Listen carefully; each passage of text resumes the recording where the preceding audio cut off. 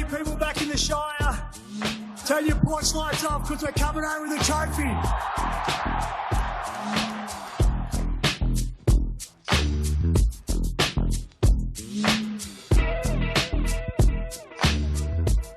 Hello. Welcome to Sharkcast, a podcast dedicated to the greatest sporting club in the history of the world, the mighty Cronulla Sharks. Always touch the wrong side, Kieran. Oh, it's all happening. Gary Dover's calling me. Hey, Gary, I can't talk. I'm doing a podcast.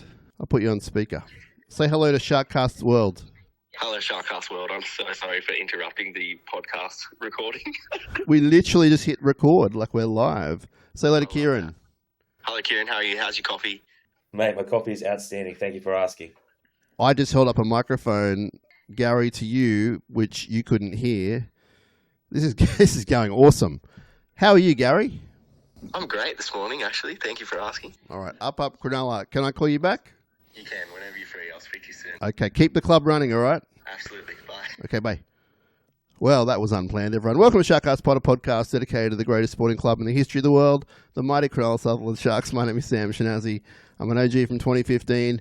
I'm here on 1/4 of a lung, but I'm happy to be here catching up for coffee with Kieran about Cronulla, Monday morning victory.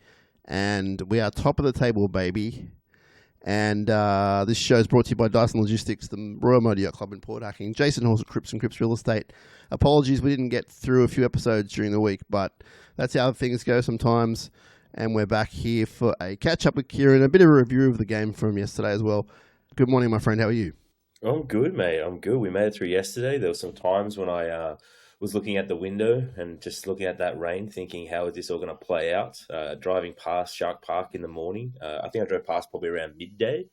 And the golf course across the road was not looking too healthy. And I thought, this doesn't look too good. And I saw the videos and photos that were going around on social media. So actually at the ground, it wasn't too bad, was it? You really wouldn't know that there was any rain before it. And during the game, it didn't really rain until we had to walk out. Then it just started bucketing down. Yeah. Without sort of putting shade on anyone, I thought it was a bit dramatic, the whole we're under flood. Like, they were under flood in the morning. They got it sorted. No one was really put out. And we went on with a competent win against the Dragons. We only got wet, as you said, when we walked out, which was very Shark Park. But a fun time up in the upper ET. You, myself, T. Mortimer from Fins Up, podcast aligning. We stayed nice and dry, but we were a little bit nervous watching that game. Nervous only because we didn't want to lose that derby.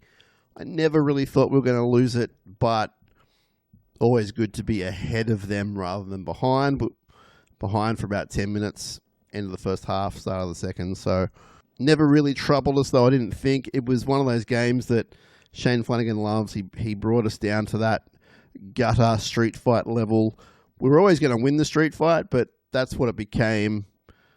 The referee just couldn't stop waving his hand. I thought it was a pretty good warm-up for the weeks coming ahead, which we'll get into. What were your thoughts on the game, Kieran? It was, like you said, a classic Shane Flanagan style game, right? Stop, starts, lots of niggle. Kyle was into Nico early on one of those kicks and pushing and shoving, and they really sent sewer after Nico in that first little bit too. It was that first half was just kind of, it was a bit tough to watch because there was so many penalties and 6 agains, and a lot of them seemed to happen in the back end of the tackle count too, which just absolutely killed us. The Dragons didn't throw a whole lot at the Sharks. Obviously, they got those 2 tries on the same corner, but other than that, it's a pretty drab sort of game, and it really did remind me of watching those Sharks teams of the early 2010s where the Sharksies would win maybe 14-12 or something like that, and that's the style of game that Shane tried to get the Dragons to play, and just didn't really have the cattle to get it done versus our guys. Yeah, look, it wasn't a memorable derby by any means, not a classic. I don't really know what I'll take away from it, to be honest, aside from maybe Flanagan's return to Shark Park, but not much else really happened. I mean, there's stuff to take away for the next week for the Sharks, but as far as looking back in time, in years to come, it was a rainy derby. Yeah, and I mean, it was a sellout officially, but I think it was just over 9,000 fans actually turned up. So there's a little bit of a weird atmosphere. I mean, there was used the backline guy in the upper ET stand who just did not stop yelling all game. But other than that, it was a kind of a weird vibe. It wasn't really rocking like some of those derbies usually do. Yeah. it did seem to be a little less Dragons fans than normal. I don't know if that's just because of where they're currently sitting at the moment or maybe the weather. But it just seemed to be kind of a little bit more flat. But again, the weather really did play a role, I think, in the whole atmosphere and things like that. I guess my takeaway from this game looking back will be kind of the use of Siffer off the bench. He played a little bit longer as a one stint opposed to the 2 stints that he normally does. But other than that, there was nothing really interesting besides actually Tommy getting a try for the 3rd week in a row, which is absolutely impossible. And I wonder what the odds would have been if you backed Kafusi and Hazelton to get 2 tries for us. I think you probably know what the odds were. I don't know, actually, because they were the 2 guys that I did. I thought a middle was going to go over. I went Cam McInnes against my better. It would have been around $40 at least. Easily. And again, that was Kafusi's first try for the Sharks. Well, if you went first and last, well, that's gangbusters. Yeah, mate. Yeah. Well, maybe we should actually put some more thought into this, and maybe we won't have to work anymore. We could just be successful punters. As opposed to us in the ET stand a minute out from them running out, trying to get internet going, oh, I want to put money on this guy. Yeah, and again, I wish that the internet didn't work because none of my bets hit, and I don't think I've hit a bet all season. So if anyone ever wants to get some gambling advice, I'm definitely not your man. Yeah, we're just mucking around. We don't like gambling at all. Gambling is bad for you. Sharks winning 20 points to 10. Let's look at some of these stats, Kieran. I thought we completed pretty good in a game that was slippery and a little bit muddy and that kind of stuff. 40 from 47, so that's not too bad. Had 7 line breaks to 3. We missed 29 tackles to their 43. We had 8 penalties to their 6. So a bunch of restarts in there as well, of course, which I think we had more of than what they did, giving away. Let's talk about the ref. I never talk about refs on the show, but I thought it was just way too stop-start for a muddy, wet, wintry match. And some of the 6 agains I would probably dispute looking at the replay, also watching live. Some of them, fair enough. But there were ones where, for both teams, the player would just sort of slip, or like the attacking player would slip, or he would stumble getting up, and he'd just wave his hand. I mean, they scored off the back of some of those. I just didn't think we were that undisciplined yesterday, looking at what went down. I don't know what other people think about that, but I thought that kind of had an impact on the game. I'll tell you what I'm over as well, Kieran. I know they can come in handy. The captain's challenge, man. What's going on there? That is my most hated rule besides the try situation. Like when they score a try and you got to wait for the try confirmed. Those 2 things absolutely do my head in. To your point earlier about the refereeing, there were some really weird ones. Like Wilton, when he came through and it looked like his shins grazed the shoulder of Jack Bird and they got a penalty for high contact where on the replay when I watched it, it looked like it didn't even connect. And again, I don't understand how that's a penalty. Yeah. The other one I thought was a bit strange was the Iro getting the ball knocked out. The ball bounces backwards, picked up by a Shark, and that's a knock on. So there was just some really weird ones. And again, it would have been nice to have a challenge to use on that one. Obviously, we wasted that one on the Siffer no try. Again, maybe that should have been sent up in the first instance. But yeah, to your point, it was just such a stop-start game, drab conditions, 2 teams that really just wanted to wrestle and not play exciting football, and I thought there'd be more points scored even with the weather. Yeah, there was a game a few years ago versus the Dragons, down in Wollongong, and that was kind of Nico's little statement game. Yeah. And it was wet, and the Sharks just threw it around and blew the Dragons off the park and kind of set up that year. And I thought we might be in for one of those sort of afternoons, but again, that was their grand final, right? Like they were super up for it, the Dragons. It was a really tough game of football. And, it's good that that's done. And now we get to the fun block of the season. Yeah, it's going to be good. It's going to be good. Just on that last point, I'm all for coaches' challenges. I know you got to set your tech up a little bit differently. Give the coach 1 each. They've got a TV in front of them. They can make a call within 20 seconds. The players, they're too influenced by the heat of the moment of what's going on in the field and distracted, and it's just, I'm not a fan of that. Anyway, we move on. That's not an interesting conversation. Who were your standouts yesterday? I really liked Atkinson. I thought some of his defense was just unreal. Some of those last-ditch efforts where it looked like a Dragon was about to go through the line and he would just hold on or get the guy to the ground, I thought was unreal. And the other guy who I thought was really good was both of the centers, actually. Jesse and Kaylee were unreal. I saw something that Maguire has reached out to Raymond and said that he's a chance for Origin.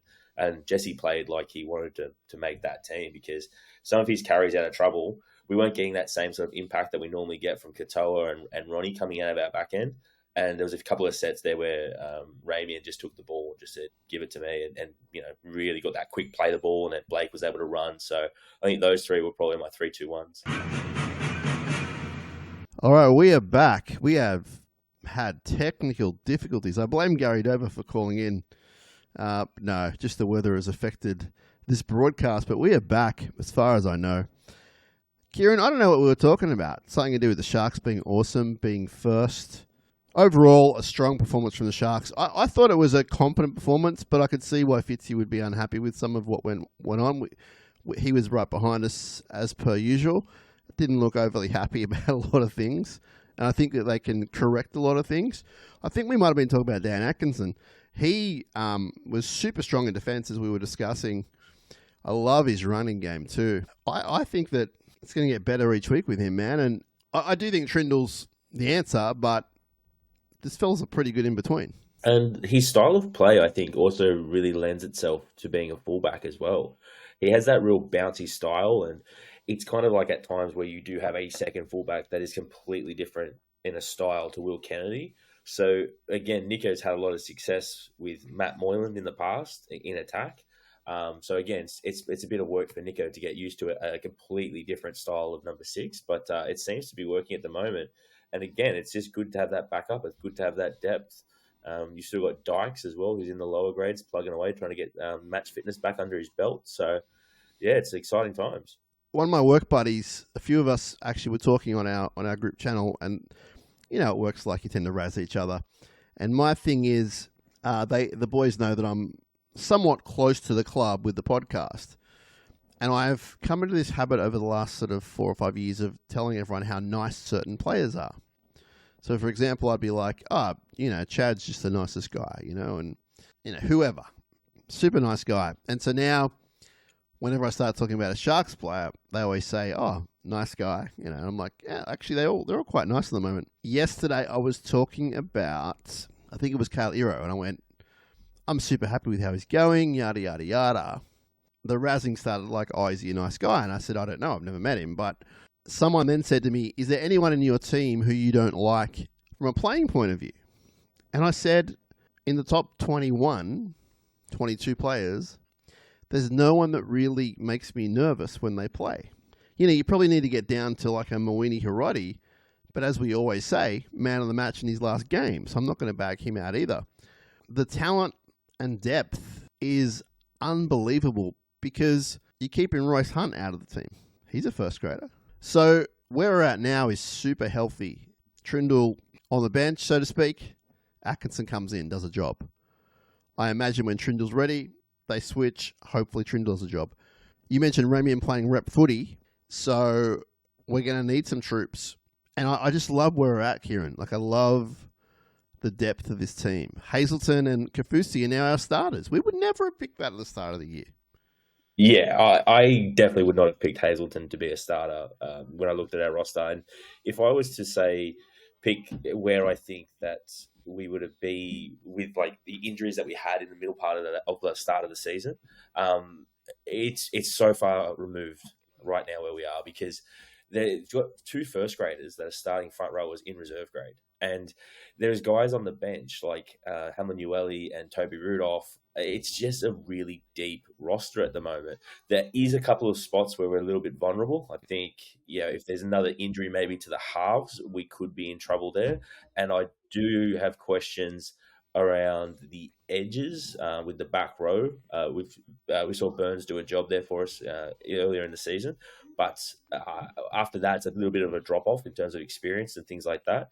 The roster managed. But I'm just talking like top 21, 22.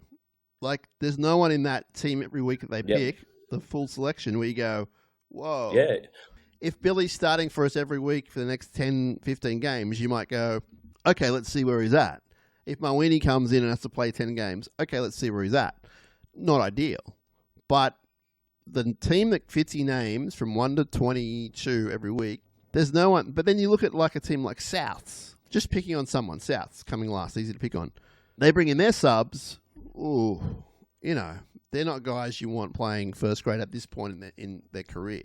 Whether it's youth, whether it's whatever else, pick another team. Like, we're in a good spot. Yeah, and I talk about this, it feels like almost every week, but it's the time that they've spent together, and we're only bringing in one or two outsiders, right? So the squad has that nucleus where they've been together for a real long time. They've worked together. They understand each other. Guys like Ramian and Katoa have partnered with each other for 5, 6, 7 seasons now. When you go back to the 20s, so there's a real comfort in that squad, and it's that next man up mentality, right? Where anyone that we bring into this culture, they're stepping up. And to your point, where you say the top 21, I would pretty much I'd say the top 27. There's really probably only about 3 guys in that top 30 at the moment, I'd say. Like a Jaden Beryl, who we haven't seen in first grade. Stilantini, is that how you say his name correctly? The young fella, the young winger. And probably Michael Gabriel, just because, again, they're their age. But everyone else in that squad is super, super solid. And there are good players that are missing out every week. And when we were talking with Terry yesterday, we were sort of saying, like, when Fanua Blake gets here, who do you drop out of that 17? Because, like, that 17 that played yesterday is probably one of our better 17s if you put Trindle in there for Atkinson, right? So there's going to be some good players missing out, assuming that we can keep a guy like Jack Williams, who I hope that we do. Left side of defence, let's talk about it. Ronnie and Iro. I thought they were both at fault at times for the 2 tries. What were your thoughts? How'd you see it? It's not something that we've seen a lot of, I think, this season. And again, it's hard to be critical when you think, well, there was only 10 points that were scored against us, right? It's not a lot in the whole context. Yep. And when you go back the last 2 weeks before that, there was only 6 points in 2 games scored against us, right? So I don't think it's a huge issue. But again, it was something that the Dragons obviously looked at and obviously went at. The fact that they were able to pull it off twice is kind of never a good thing. When it happens once, you kind of say, all right, you kind of cop that. But when they go back and run almost the same play, you kind of just go, geez, that's kind of frustrating. It wasn't Ronnie's best game of the season. Ronnie's been unreal for us this whole year. He's one of my favourite players. He did seem to get caught up a little bit in that personal battle, which he's kind of referenced in the past that he's trying to avoid. So I don't know if that affected his performance at all, but still a strong game from him. But it was. It was. Seeing basically the same play run and scored twice on is always a frustrating experience. And I can imagine that's probably why Fitzy was a bit annoyed as well. I think we need to see the Mulatalo jam in further down the field. Like, you can do it on your own line, but you better get it right, because if you don't, that's what happens. Yeah, a lot of space. He perfected it everywhere else. Everywhere else he was great with the jam in, but those 2 times, and I thought the second try, Iro was a little bit at fault as well, but they're going great. I'm not going to hang them out. Like, it was just a small criticism of a game that was pretty good. They weren't lights out. They played it probably, what would you say, like maybe 75%? Yeah, and it was one of those things where I'd say that it was just it was a dour game. It was the conditions didn't lend itself to it. It was a physical game, lots of niggle. And I saw Cam McInnes was talking about it, I think, in a press conference, and he was saying it was a really tough and physical game. And he actually enjoyed it because they found a different way to win compared to the last few weeks where they've been kind of blowing teams off the park. So it wasn't an easy game for the Sharks. It was probably just a good warm-up for what's ahead in the next couple of weeks. Let's talk about that press conference in the next couple of weeks. Fitzy shot it down. He shot it down, man. The journalist, hey, I'm not bagging journalists on this show. Did you notice one journalist in that press conference for both teams really took over the press conference? I don't know who it was. I didn't recognise the voice. And I get the feeling he wasn't a regular viewer of rugby league with some of those questions. I'll just leave it at that. Go look for yourself. Hopefully he's not a friend of the show or anything. But he was asked about, Fitzgibbon was asked about the upcoming 3 to 4 weeks. And he said straight away, it's one game. We're playing Melbourne. He said, we're not playing 3 or 4 games. We're playing Melbourne. That's all we're focused on. He said he understood the narrative that this is where we're at, top of the table, beaten everything except for one team. We've been it before. We've fallen against other teams. I love the way he handled it. And he's right. He said, to paraphrase, our season won't be defined by the next 3 weeks. And he's 100% right. Like, okay, if we lose the next 3 games by 30 points in each game, not great. If we win by 30 in each, amazing. But what does it mean? It means 6 competition points, or no competition points, or 2 competition points.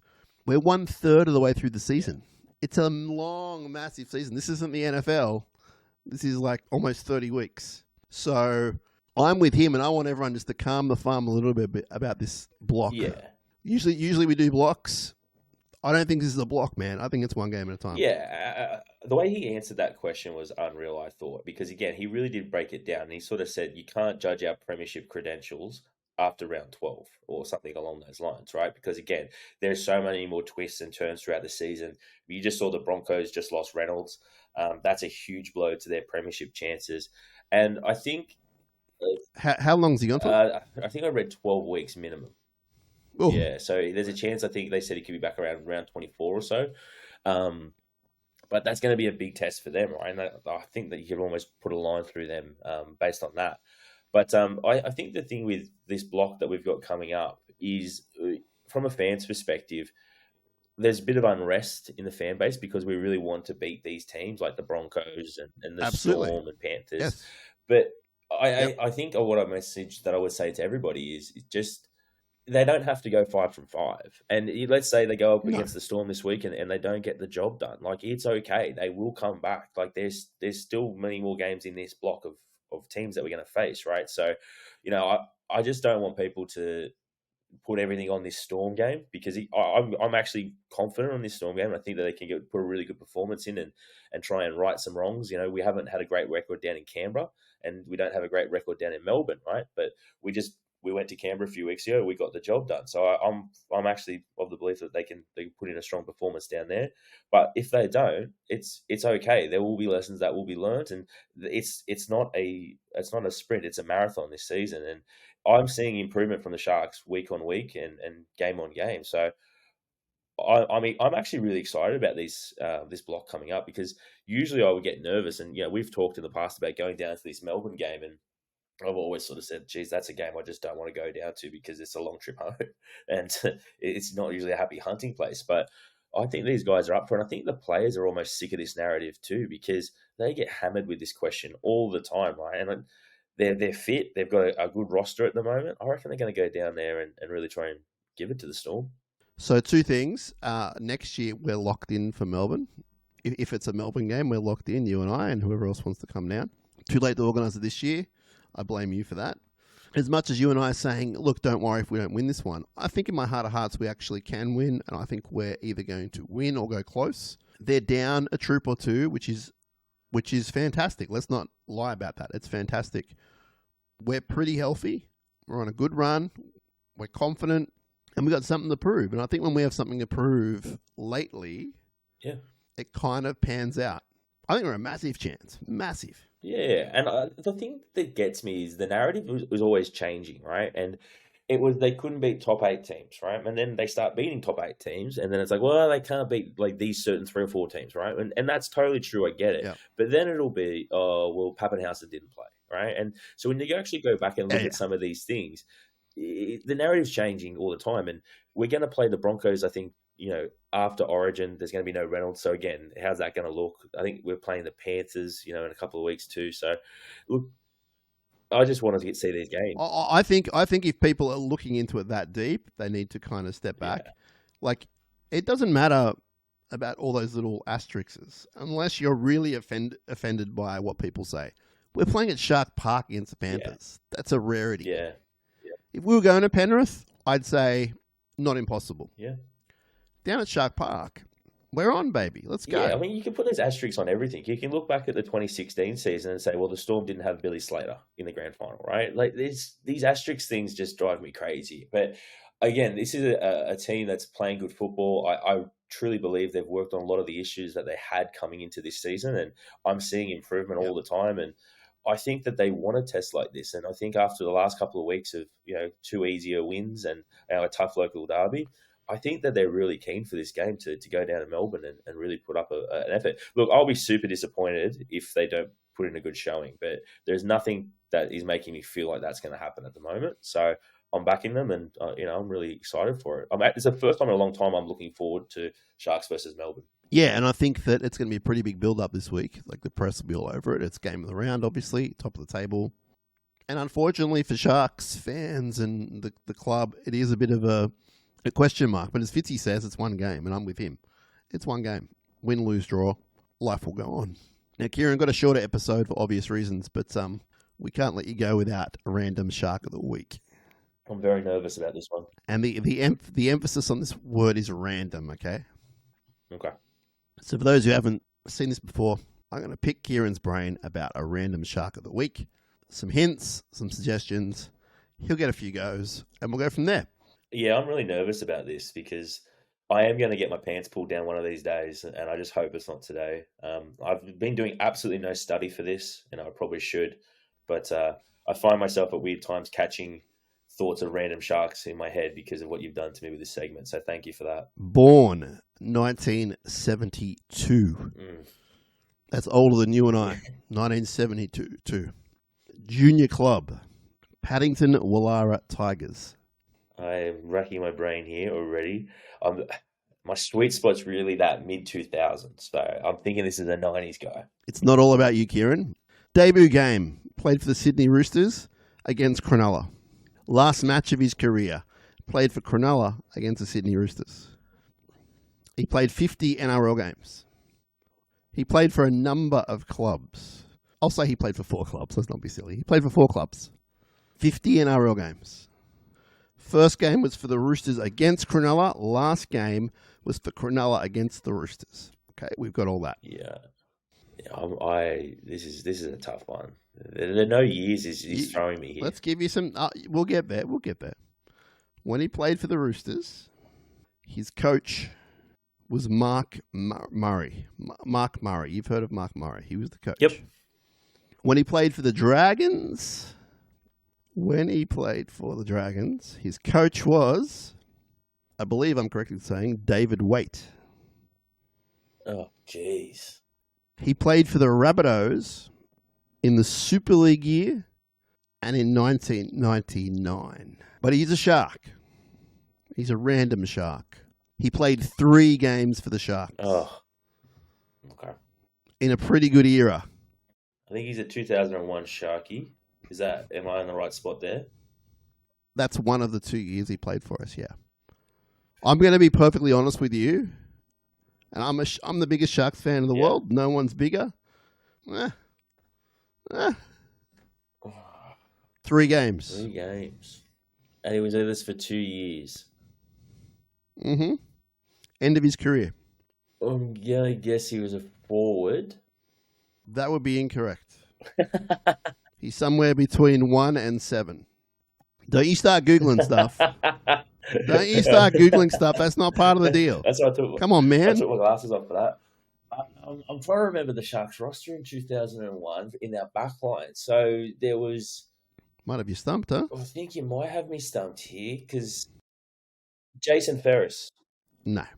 1 game in 2000, 2 in 2001. 1 game in 2000 and 2 in 2001. Mm-hmm. Can I have a position? He was a half of sort. Oh, yeah, geez. Again, this has really got me. 3 games for the Sharks. 3 games for the Sharks. 1 in 2000, 2 in 2001. And his last game. Oh, I was going to say Paul Green, but it's definitely not him. I'm trying to think who went. He played 3 games for the Sharks in total. Stop giving me silly answers. I know. But it's just like I'm just really racking the brain on Rooster to Shark, and that's the hard one for me. Rooster, Dragon, Rabbitoh, Shark. Yeah, in the back line too. So, mate, you've got me today. You've absolutely got me. He was a 5'8". A 5'8". Who I cannot remember. Jeez. But he played 3 games in the John Lang era, so we should respect this gentleman. Mate, it was a great time to be a Sharks fan. I had a little bit going on in the year 2001, so I wasn't. Oh, here we go. I wasn't really watching a lot. I was very into my wrestling back then. And I think I'm gonna have to raise the right white flag here, mate, because I've got absolutely no idea on this one. What if I give you initials? Yep. Will that help? Give me initials. S for Sam, M for mother. Mate, there's someone listening to this that's absolutely screaming at their phone or their laptop right now saying the answer. Oh, yeah. Because it's not coming to me. Our friend Craig would be on this. There's a really good game show on Channel 7 in the afternoons I like watching. You're really just like like deflecting. You're like Shane Flanagan. No, I don't have it. You've done me. I'll give you his first name. Yeah. Scott. And don't say the first thing comes to your mind because it's wrong, obviously. That's 10 years later. Scott. Yeah, no, still not coming. I don't remember many Scots playing for us besides, obviously, there's a few there. Random Shark of the Week. First one to get you. First one to after get me. Three episodes. The Random Shark of the Week this week was Scott Murray. I have zero memory of Scott Murray, mate. I cannot remember. If you're watching, Scott, we love you, man. Apologies, Scott. Look, 3 games to the Mighty Sharkies. I actually don't think I've ever heard of Scott Murray 5'8". before. You've got me on my dark period, mate. My sweet spot, the mid-2000s. And all week I was thinking that you were going to throw at me Toshio Lozano, is that his name? I love Toshio. That played one game for us. But we got Vince Mellors was the other one that was in my head that I thought I was going to get today. But try-scoring machine. You've absolutely got me a beauty with that one because I'm glad. I'm going to go back. I thought we'd go years. And research him. I thought we'd go years without doing this. Nah, Scott Murray. That's my weakness, and I didn't want to reveal it. That probably anything before 2002 is really where you'll get me. But after 2002, I've got a pretty good memory. But there was a few years there, especially around like 2009, where we just were using some absolutely random players that played like one game. Like we had Michael Wayman's brother play for us for one game. I couldn't keep just giving you, the same peak era for you. I will get back there. I know I can't go to like the 70s or whatever. You get me a beauty there. But I thought, this is still in the time. This is in the time frame. I should know better. I don't know. I don't know Scott's work, unfortunately. So I don't remember him at all. And this is not a slide on Scott because obviously he played first grade, which is so hard to do. But yeah, I'm just having a complete blank on his career, unfortunately for me, because I'm only 3 weeks into this segment and I've absolutely let myself and my family down. So I'm going to need to have a hard look at myself, jump on the internet and start researching a little bit, doing my homework, because I'm sure there's a few more curly ones out there for me. But that was a real rib tickler. Plenty more to come. Kieran, it's been an experience. It's been a journey. It's been a journey, but we got there. It's been a journey. Hopefully everyone's hearing this in one package, and if they're viewing little things, hopefully we might just get a few clips out of this. I don't know if we'll get the whole thing up there, but we'll put the audio up on the YouTube. Anyway, thanks for your time, buddy. Thanks for carrying this episode like you do. We'll talk to you soon. Enjoy your week, your pre-Melbourne week. Exciting. And everyone else, thanks for listening, and apologies about the absence. Not sure how the week's going to pan out. I am struggling, but that's okay. Everything's cool. Enjoy your week. We'll talk to you as soon as we can. Let's play the song, Kieran, because we beat those dirty Dragons. I don't know if we talked enough about beating the dirty Dragons, but we did. It's always glorious. We respect Shane Flanagan, but don't go opening your mouth, boy, when you can't, you can't finish that. Mark it on your calendar, Shane. We might see you later in the year. Yeah, we'll see you. We'll see you down in Wollongong, Cogra, or wherever the hell it is you choose to play. This is Sharkcast Pod, and we love you. We'll talk to you soon. Up, Cronulla. Let's go.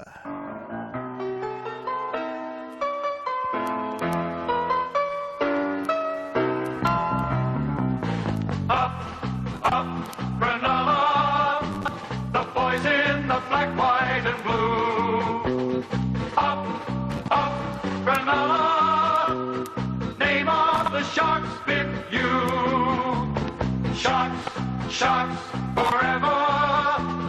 Go out and play without fear. Now's the time to see good football, for the Sharks are here.